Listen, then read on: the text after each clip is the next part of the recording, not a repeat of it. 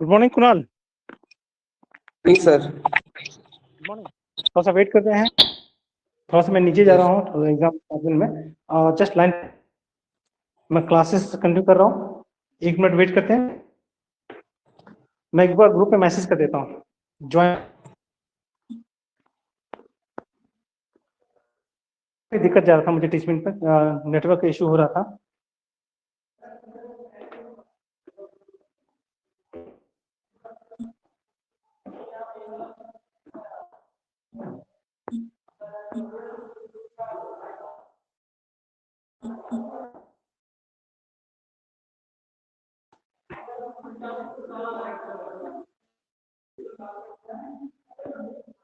चलो अभी 3 लोग हैं।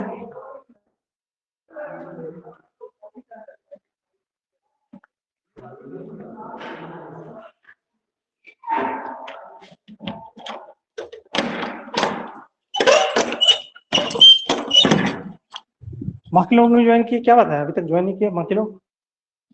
कुणाल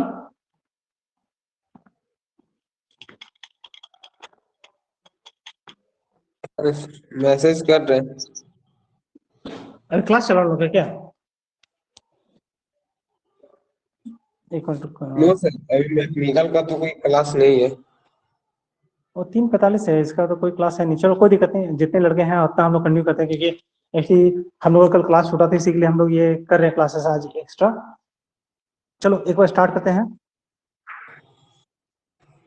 मैं एक बार क्लास का ये पहले क्लास ओपन कर लूँ, क्लासरूम गूगल कर। हम लोग ड्राइंग शीट हम लोग जो है पढ़ रहे थे इसके बारे में, आयरन कार्बन डायग्राम के बारे में। आज हम लोग उसका की पॉइंट्स के बारे में लोग डिस्कस करेंगे। जस्ट हल्का सा रिवीजन टॉपिक करते हैं, जिसमें कि हल्का सा इंपॉर्टेंट पॉइंट जो है उस पर हम लोग का इंपॉर्टेंट डिस्कशन रहेगा।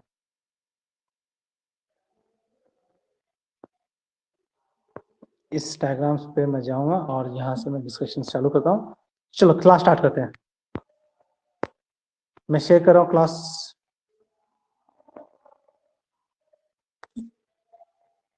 ये रहा, ये क्लियर है, ये डायग्राम्स दिख रहा है क्लियर? चलो हमारा की पॉइंट आयरन कार्बन डायग्राम में था, तो आयरन कार्बन डायग्राम में मुझे क्या क्या की पॉइंट था मुझे पता था कि कंपोजिशन परसेंटेज कंपोजिशन जो था on the X axis, temperature on the Y axis. Okay, not is clear. Zone को देखते हैं 1240, दैट इज 1147, और एक था 1140, राइट। तो मेरे पास में जो मैं की पॉइंट्स अगर पॉइंट्स बोलता हूँ, मैं टेम्परेचर की पॉइंट्स बोलता हूँ, तो मेरा एक तो 723 था, 1493। मतलब ये 3 की टेम्परेचर पॉइंट्स है, राइट। अगर मैं इस आयरन कार्बन डायग्राम्स को ध्यान से देखता हूं तो I am observing the 3 temperature की पॉइंट्स, दैट इज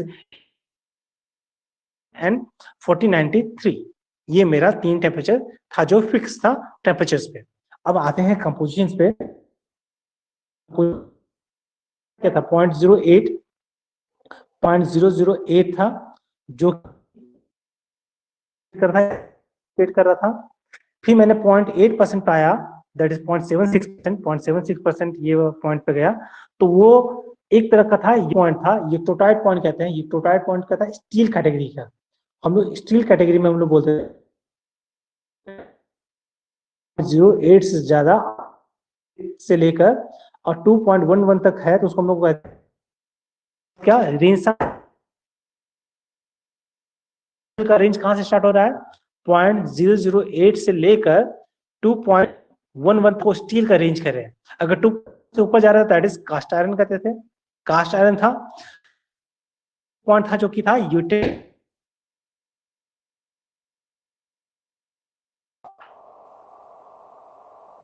ये हम लोग का टॉपिक था। एकदम की पॉइंट याद रखना है। फिर सेकंड बोला यूटेक्टिक पॉइंट है जो कि 4.3% कार्बन पे है। तो ये की पॉइंट्स था, टेम्परेचर के साथ में वो लाई कर रहा है। आज का हम लोगों ने की पॉइंट्स नोट कर लिए हैं। अब यहाँ से डिस्कशन स्टार्ट होगा, सर यूक्रोटाइड पॉइंट क्या खासियत था, व्हाट इज द। और एक चीज मैंने बोल रहा था, एक और चीज हम लोग नोट किए थे, एक चीज किए थे क्या, इस जोन में सब अल्फा सॉलिड आयरन को हम लोग अल्फा आयरन कह देते हैं। किस तरह का था उसका, हम लोग बोलते थे कि ये फेस सेंटर्ड था, फेस सेंटर्ड था। इसके बाद में बोला था कि ये मेरा जो है इस जगह से मैं यहाँ पे अल्फा आयरन के साथ, यहाँ मेरे पास एक अल्फा आयरन था, ये अल्फा आयरन था, और इस जगह से गामा आ रहा है, यहाँ से गामा आ रहा है, इधर भी गामा आ रहा है, इधर भी गामा आ रहा है, और इस जगह पे भी हल्का सा गामा का जोन स्टार्ट हो गया। मतलब अल्फा जोन है जो है, अल्फा जोन कहाँ तक पाया जाएगा, अगर अल्फा को मैं ढूंढ रहा हूँ तो कहाँ तक मिलेगा, 723 की तक मिलेगा। 723 के ऊपर अल्फा गायब हो चुका होगा और गामा आ चुका होगा। ठीक है, अंडरस्टैंड। 723 की बिलो अल्फा, 723 के ऊपर गामा, और उसके बाद सब जगह गामा ही दिख रहा होगा, सब जगह गामा ही दिख रहा होगा, जो गामा जो है। और डेल्टा आयरन, डेल्टा आयरन बहुत जगह पे अपेयर होता है, बहुत कम जगह अपेयर होता है, जो है एकदम यहाँ पे इस जगह पर मैं देखता हूँ, इस जगह मेरा डेल्टा आयरन यहाँ एग्जिस्ट है, इस जगह पे डेल्टा, यहाँ देखो डेल्टा फेराइट लिखा हुआ है, डेल्टा फेराइट, डेल्टा फेराइट जो लिखा हुआ है, इस जगह पर मेरा डेल्टा आयरन होता है। बहुत कम एग्जिस्टेंस होता है, वो निग्लिजेंस नहीं कर सकते, लेकिन इसका भी एग्जिस्टेंस जो है ये काफी अहम।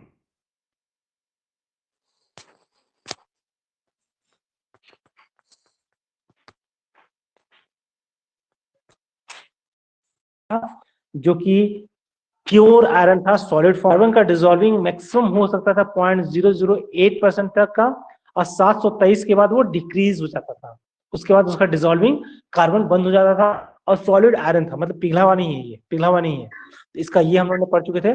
अल्फा फेराइड, सीमेंटाइड पढ़े थे, जिसको हम लोग ने सीमेंटाइड लिए थे, सीमेंटाइड का एग्जिस्टेंस होता था, अगर मैं कार्बन का परसेंट 2.1 के ऊपर चला जाता हूँ, 2.1 से ऊपर जाता हूँ, तो मेरे पास में graphite that is cementite grains appear होना चालू हो जाएगा। मतलब अल्फा आयरन जो है अब कार्बन का ज्यादा एब्जॉर्प्शन होने के कारण से अब सीमेंटाइड ग्रेन्स में बदलते जा रहा है, और वो 6.67 तक मुझे सीमेंटाइड में अपेयरेंस होगा।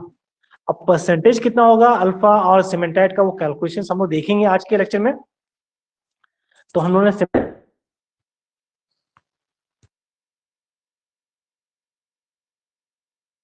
कैसे काम कर रहा है, क्या उसका एग्जिस्टेंस होता है, कहाँ होता है, वो देख चुके थे। लेटोब्राइट डेल्टा आयरन था, ये हम डिस्कस कर चुके थे। अब आता है मेरा नेक्स्ट इलेक्ट्रोटाइड रिएक्शन था।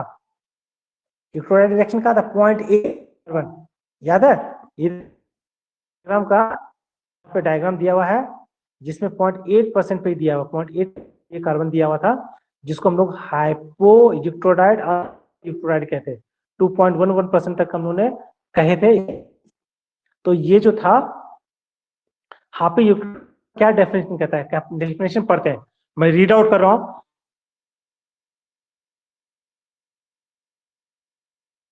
मुझे इसके लिए एक बार पढ़ना है और अपने लैंग्वेज में पे। तो ये क्या लिखना होगा, इक्वल डायरेक्शन क्या चीज होता है, phase changes from alpha plus cementite phase. अगर गामा जो था, गामा रीजन्स में होगा, अल्फा और प्लस सीमेंटाइड फेज में हो रहा होगा ये इलेक्ट्रोडाइड रिएक्शन। इलेक्ट्रोडाइड रिएक्शन कहाँ होगा, जो है ये पॉइंट बोल रहा है, ये इसका बोलता क्या चीज का, कि गामा और दोनों का जहां जब कोई एग्जिस्ट करेगा तो वो जो अपीयरेंस होगा वो होगा इलेक्ट्रोटाइड। इस पॉइंट को हम लोग इलेक्ट्रोटाइड रिएक्शन कहते हैं, क्योंकि यहाँ 3 फेज मिल रहा है एक साथ। कौन कौन सा, gamma, alpha plus cementite, that is cementite जो वो मुझे दिख रहा है, ये तीनों ग्रेन्स एक साथ दिख रहा है, इसलिए हम लोग क्या बोले उसको, यूक्टोटाइड। हम यूटेक्टिड भी देखेंगे, यूटेक्टिड में लिक्विड आ जाएगा वहां पे। फिर यहाँ पे देखते हैं, फिर कि 0.8% कार्बन है, cool from the temperature, gamma phase से करते हैं 800 डिग्री सेल्सियस से। और वो इसमें अगर मैं इसी लाइन से 0.8% से एक सीधा लाइन खींच दूं उधर पे ना, तो उस जोन पे, उस जगह पे जितना भी एक्टिव हो, वो उस 723 पे तीनों आ रहा था, मैं कूल होते जाऊंगा तो मुझे वो गामा जो है गायब हो चुका होगा, गायब हो चुका होगा। उसके बाद फिर अल्फा और सीमेंटाइट होगा, alpha plus cementite grains appear होना स्टार्ट हो जाएगा। और जैसे जैसे मैं तो सिर्फ अल्फा फेराइट ही रहेगा, सीमेंटाइट भी गायब हो जाएगा। जैसे जैसे बॉटम और टेम्परेचर लोअर होते जाएगा, सीमेंटाइट ग्रेन्स डिसअपेयर होना चालू हो जाएगा। डायरेक्शन का खासियत रहेगा। Have to focus on the यूक्रोटाइड डायरेक्शन। क्या चीज है? यूक्रोटाइड 3 फेज एक साथ हो रहा है, that is gamma plus alpha plus cementite grains अगर एक साथ एग्जिस्ट कर रहा है 723 डिग्री सेल्सियस, उस रिएक्शन को हम लोग कह रहे हैं क्या चीज? यूक्रोटाइड रिएक्शन। ये रिएक्शन को हम लोग कहते हैं यूक्रोटाइड रिएक्शन। इसका स्ट्रक्चर देख लेते हैं। इसका स्ट्रक्चर कुछ इस तरह, इसका स्ट्रक्चर्स में देखूंगा तो कुछ इस तरह का दिख रहा होगा। यहाँ पे हमारा विजिबिलिटी है, इस अपीयरेंस में कुछ इस तरह का होगा, लेयर वाइज दिख रहा होगा, एक एक लेयर लेयर में बन रहा है। कितना? 0.8% से लेफ्ट साइड अप टू 0.008%, 0.008% से लेकर 0.8% कार्बन तक जा रहे हैं, उसको हाइपोयूक्रोटाइड का है। अब 8 से लेकर 2.1 तक जा रहे हैं, उसको हाइपर कह रहे हैं। तो हाइपोयूक्रोटाइड हमने बताया 0.8%। क्लियर? कुछ पूछ रहे थे? आवाज कट कट क्या रहा है आपका, बोले। वॉइस से लेकर 0.8% तक का कार्बन परसेंट, तो हम लोग उसको कह रहे हैं हाइपोयूक्रोटाइड। टेम्परेचर की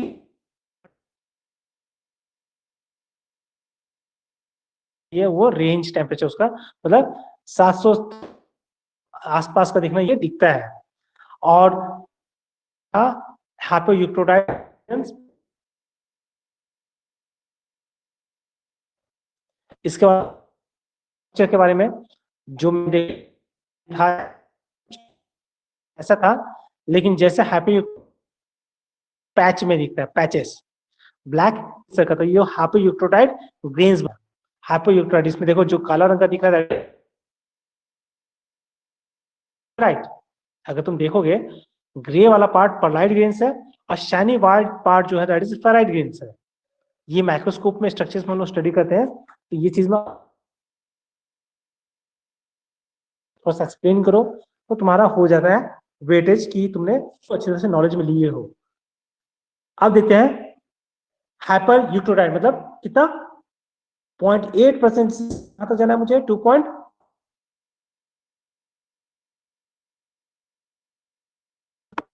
यूक्रोटाइड जा रहे हैं हाइपर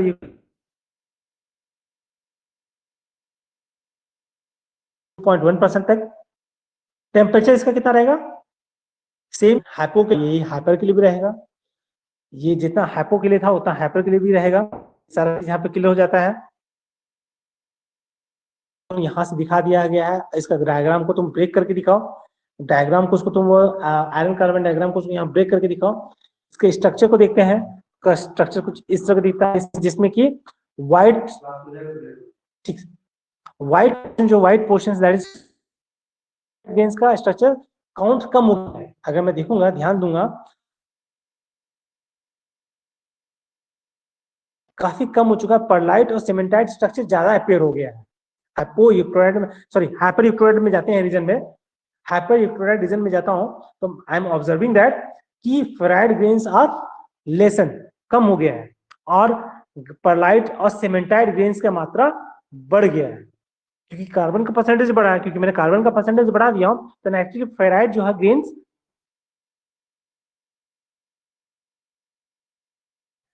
फिर इसके बाद में आते हैं, अब आता है आयरन कार्बन डायग्राम को। मैं डायग्राम को लीव कर रहा हूं, आज जो लेक्चर हो गया उसको लीव करते हुए अब जाते हैं वेट परसेंटेज कैलकुलेशंस के लिए। किस पॉइंट पे कितना परसेंटेज सीमेंटाइट होगा, परलाइट होगा या फेराइट होगा, ये परसेंटेज कौन निकालने का तरीका क्या है? तो मैं बोलता हूं, तो लीवर रूल क्या है? यहाँ देखो एक लीवर है, जैसे कि हम लोग फलक्रम था, मैकेनिक्स में एक फलक्रम होता है, सपोर्ट लोड होता है, एफर्ट होता है, और बीच में एक फलक्रम होता है जिसमें कि सीसॉ आर्क में होता है सीसॉ, जिसमें कि एक हमारा फलक्रम होता है दोनों साइड में कुछ ना कुछ होगा जो कि एडजस्ट करने पे लोड इधर उधर शिफ्ट कर सकता है। तो हम लोगों ने यहाँ पे एक ये बनाया लीवर रूल, एक लीवर बनाया है।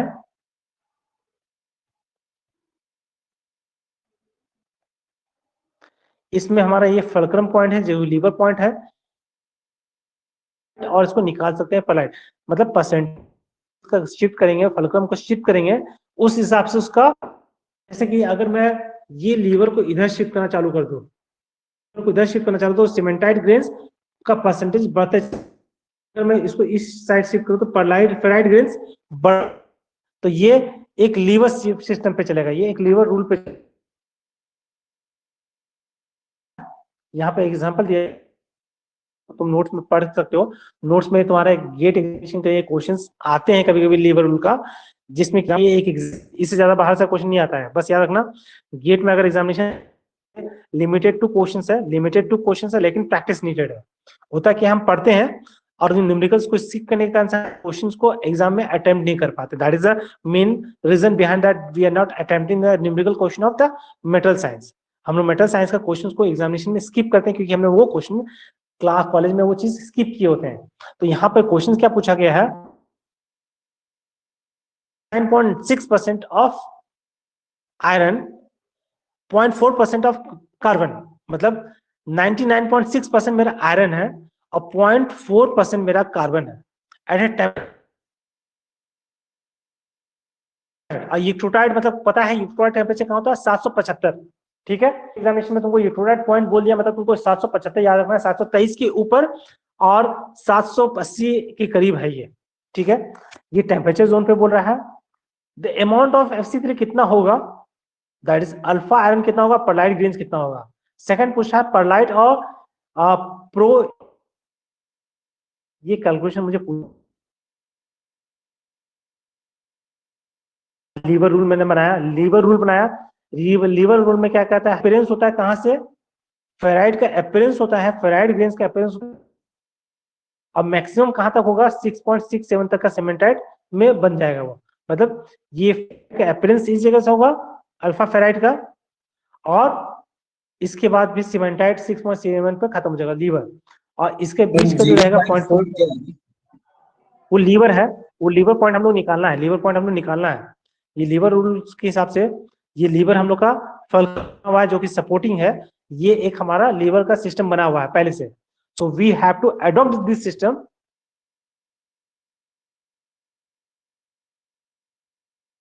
on top Fe3C, and that is FeC3, that cementite grains और फेराइट ग्रेन्स बोल रहा है, दैट इज फेराइट और सीमेंटाइट ग्रेन बोल रहा है। तो percentage of cementite, percentage of cement, वो जो 0.4% था लीवर के बीच में है, मैंने फॉर्मूला की लीवर का वो जो मैंने लिया फलक्रम लिया, फलक्रम पॉइंट 0.4% माइनस 0.025%, जिस पॉइंट से अपीयरेंस होना स्टार्ट होता है और सबसे मैक्सिमम जो माइनस जो अपीयरेंस स्टार्ट हुआ उसका करेंगे तो परसेंटेज ऑफ सीमेंटाइट निकल जाएगा। तो वो परसेंटेज एग्जाम क्वेश्चन दिया हुआ है कि अगर 0.4% कार्बन है, जहां ये क्वेश्चन में दिया कार्बन है, तो 0.4% के लिए 5.64%।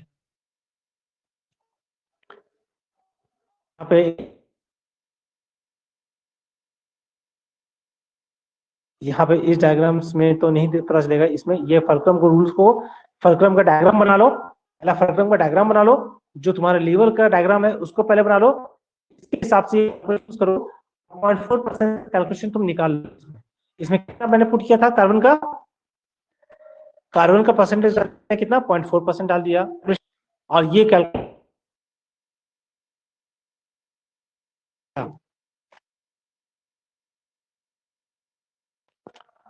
यहाँ पे मुझे क्लियर करना चाहिए स्क्रीन। इसके बाद अगर मैं बोलता हूँ alpha ferrite, that is ferrite बल है, इन्फो अवेलेबल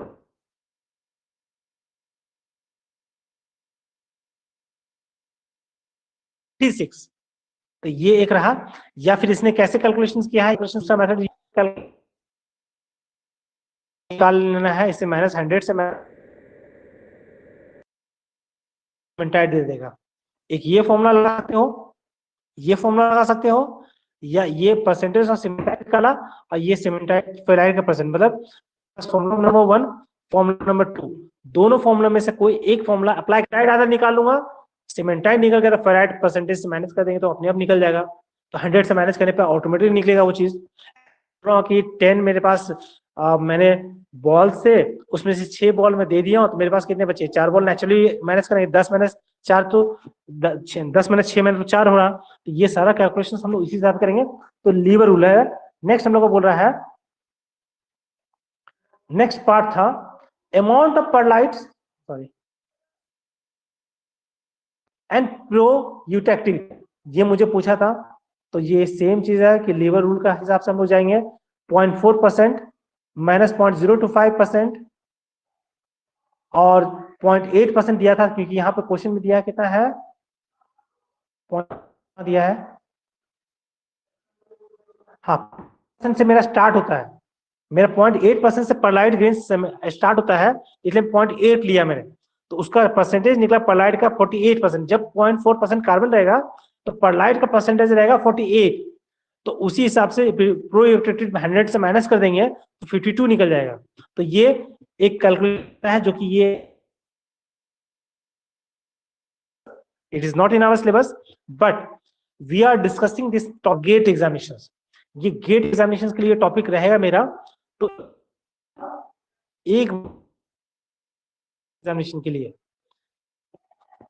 ठीक है, एक बार गेट के लिए इस टॉपिक को लुक आफ्टर करेंगे हम लोग, किसके लिए, सिर्फ गेट के एग्जामिनेशन के लिए, ये मेरे लिए important, remember this topic for examination, otherwise what will happen that we will not able to solve this issue। बस एक बार हल्का सा रिवीजन, एक बार हल्का सा न्यूमेरिकल्स को फिर से प्रैक्टिस करो, कैसे कैसे लिया गया है कैलकुलेशंस, इसको सॉल्व करेंगे और सॉल्व करने के बाद मुझे आंसर मिलेगा।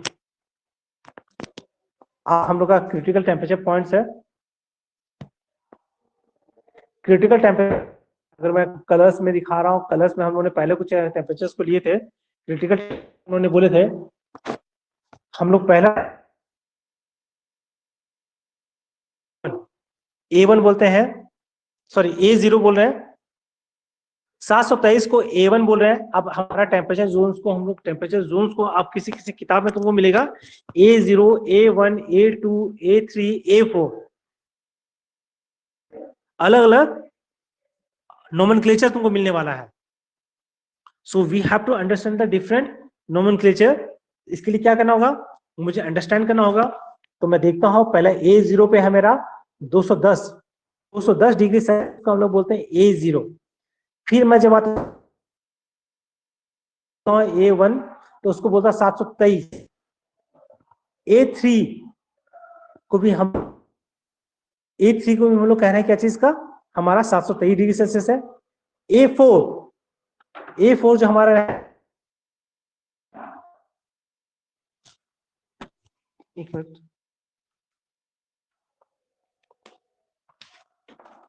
A4 जो रहेगा मेरा, वो रहेगा टेम्परेचर अराउंड 11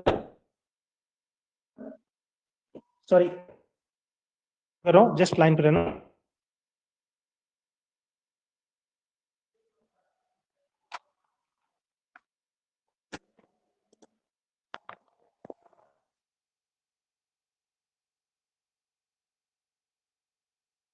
ये मेरा हीटिंग जोन, जब हम लोग मेटेरियल साइंस सब्जेक्ट को डिटेल में, ये इंपॉर्टेंट रहा, लेकिन इतना ये इंपॉर्टेंट नहीं है, इसको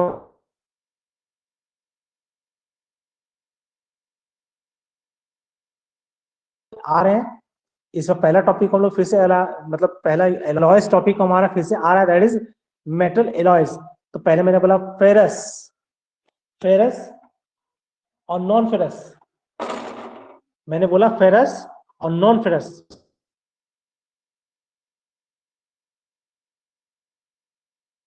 चलो, फेरस में अलग अलग तरह का है, इसमें कौन कौन सा था, पहला था स्टील, स्टील और सेकेंड था कास्ट।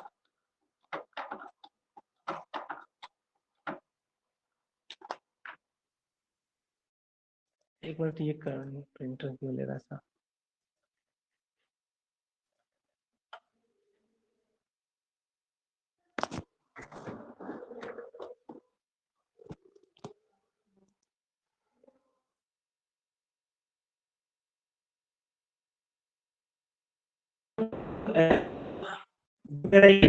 इसको हम लोग का नेक्स्ट टॉपिक है, नेक्स्ट टॉपिक ही इसको लगाने के बाद हीट ट्रीटमेंट टॉपिक है।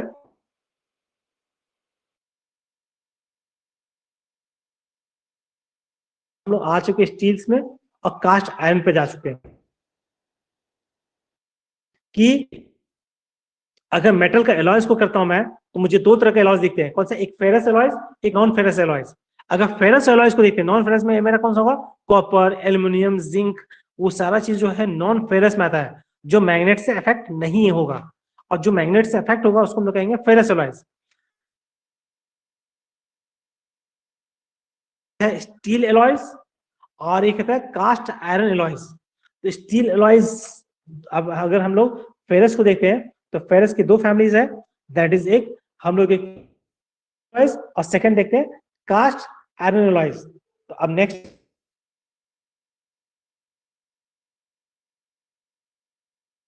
High carbon steel. अगर स्टील्स को देखते हैं, ऑब्जर्व करते हैं से जो कि हमारा यूटेंसिल्स, घर के कटरली सेट, ये सारा चीज यूज हो रहा है। में मेरा हो रहा है cutting tools, high speed steels, HSS जो है, ये सारा चीज हम लोग का यूज हो रहा है।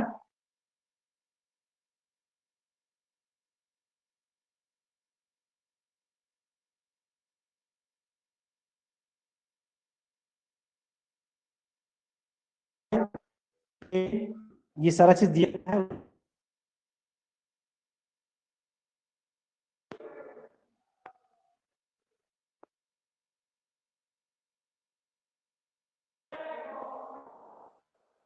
ये वाला एलॉयज का जो है स्टील का ही पे ही अभी फोकस करके रहेंगे हम लोग, स्टील पे रहेंगे। मैं नॉन फेरस की तरफ, अभी नॉन फेरस की तरफ नहीं जाएंगे, नॉन फेरस की तरफ नहीं जाएंगे। फेरस में जो है हम लोग फोकस रहेंगे सिर्फ स्टील्स पे। We will focus our observation to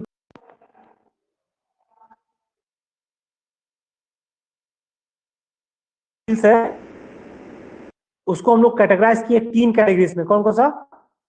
medium and high carbon.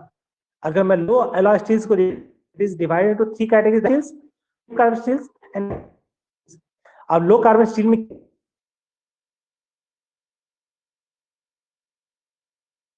8.08% break हो रहा है। अगर आवाज ब्रेक, लो एलॉय स्टील्स को हम लोग देखते हैं। लो एलॉय स्टील्स में तीन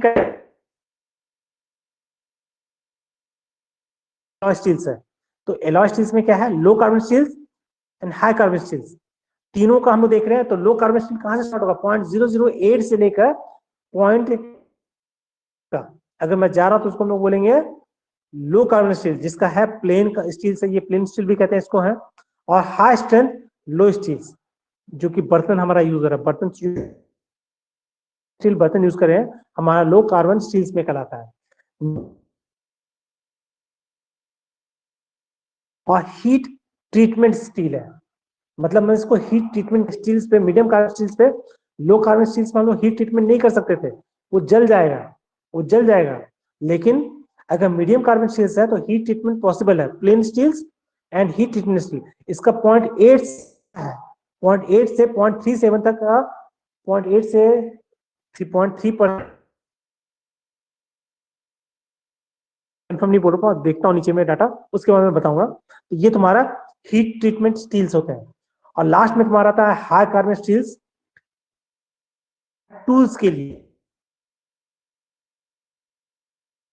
भी हाई कार्बन स्टील्स है हमारा।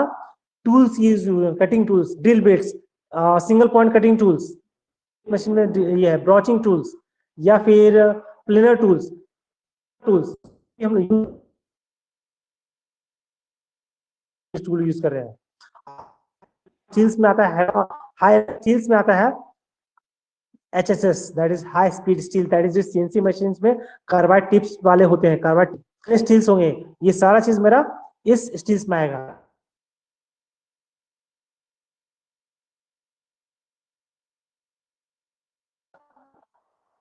कास्ट आयरन में जाते हैं, कास्ट आयरन पे मेरा है, कास्ट आयरन पे जाते हैं तो कास्ट आयरन में देखते हैं grey cast iron, nodular, malleable iron और कॉम्पैक्ट ग्रेफाइट आयरन। ये अलग, इसको हम लोग डिस्कशंस करेंगे, वी विल कंटिन्यू।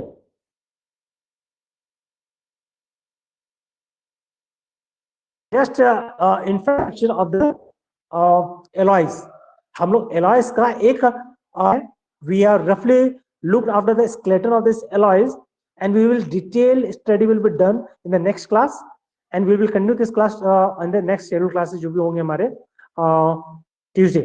हमारा नेक्स्ट जो शेड्यूल क्लास होगा उसमें हम लोग उसको स्टडी करेंगे और इस टॉपिक को हम लोग कंटिन्यू करना चालू करेंगे। इसको होल्ड करता हूँ, स्टॉप करता हूँ, फिर हम लोग नेक्स्ट क्लास में मिलते हैं और आज का टॉपिक इतना ही रहने देते हैं। I want don't want to saturate all the things. Iron carbon diagram को रिवीजन लो अपने से, लीवर रूल को एक बार डिस्कस करो, एक बार ऑफ दिस वीक। अगर मैं इस वीक का देना चाहूंगा, मेरा रहेगा कंक्लूजन क्या कि मैं फोकस करता हूँ साइंस का, मेरा टॉपिक का रहे हमको समझना है और सर अगर मैं ये टॉपिक कर लिया मतलब मेरे कुछ अचीवमेंट क्लिक करें। Okay, no problem.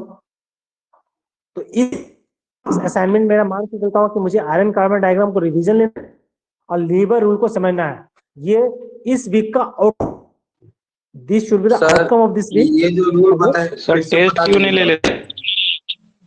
हाँ रवि, रवि क्या बोला? बोल रहे सर ले लीजिए सर एक बार। 600 रुपये बोरा हो गया। ठीक है, मैं फिर से ले लूंगा इनको फिर, ठीक है। सर, और ये वाला रूल फिर से बता दीजिएगा बाद में। Okay, okay, okay, no problem, Kunal. I will continue this topic. I will continue this lever rule again. No problem. Okay, just go through the notes. Actually, I will request you to go through the notes and we will continue this lecture with a lever rule also. Okay, no problem. कुछ बोल रहे sir? अरे कोई दिक्कत नहीं, हो गया। बोले सर टेस्ट ले लीजिए सर एक बार। हाँ बोले पूंजी में 2000।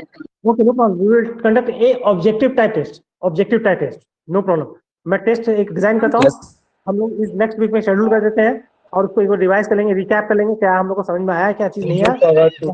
यस सर, टेस्ट लीजिएगा तो सर जो पढ़ाते हैं उसका रिवीजन भी हो जाएगा। डेफिनेटली हम लोग उसको टेस्ट में आ जाएंगे, क्या टॉपिक मेरा समझ में आ चुका है या क्या टॉपिक मेरा मिसिंग है, क्या चीज मैं अपने बच्चे को डिलीवर नहीं कर पाया हूँ, वो मुझे पता चल जाएगा। ये टेस्ट से मुझे पता चलेगा कि कुछ चीजें कहाँ पे मैं लैग कर रहा हूँ या बच्चे लैग कर रहे हैं, हम समझ। ठीक है, मैंने तो I am ending the class, we will meet in the next class. Yes sir, thank you sir. Ending the class.